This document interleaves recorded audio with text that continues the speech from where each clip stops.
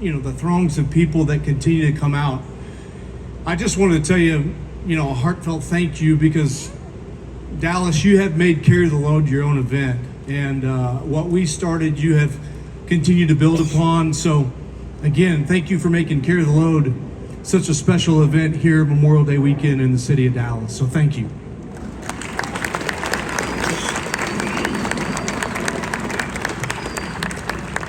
It's amazing to be up here again. It just looks like it grows every year. And one of the things I love so much about this is the faces you see over and over again, to see that this is how many of you have just begun to do the Memorial Day weekend. I know Stephen and I were talking earlier, this is what our children know.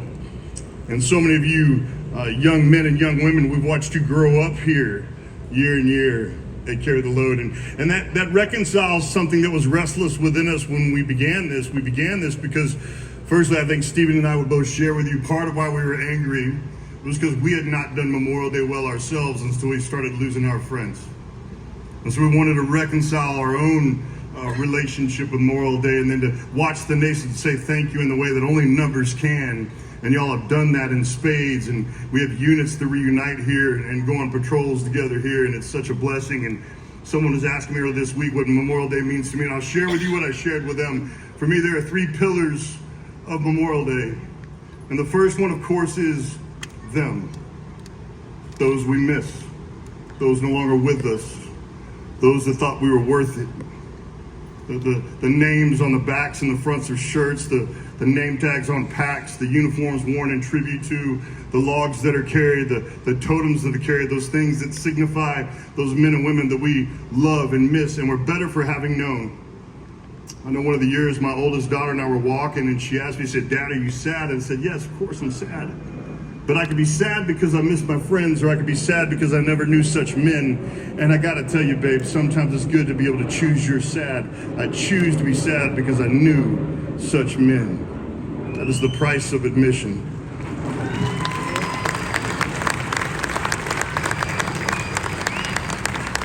So the first pillar is them and those they leave with us.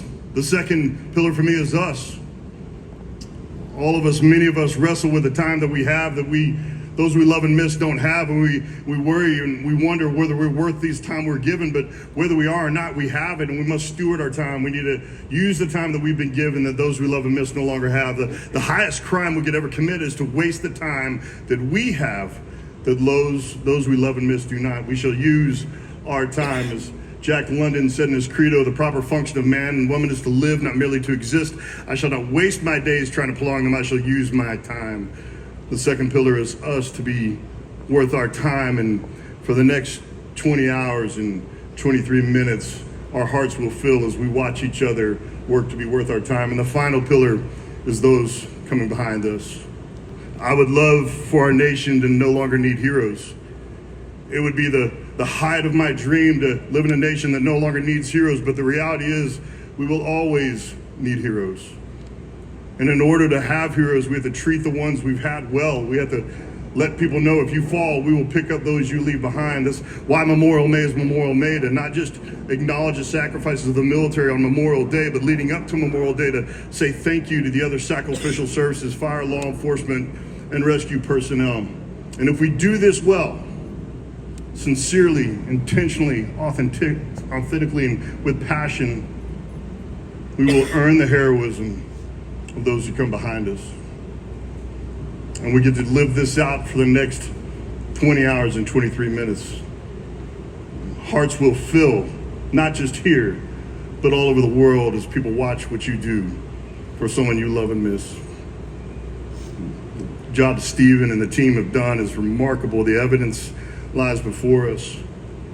And what makes me smile is for the next little while to hear over and over again, who are you carrying? And hear wonderful answers. So my name is Clint Bruce, and I'm carrying the sons and daughters of my friends. Who are you carrying?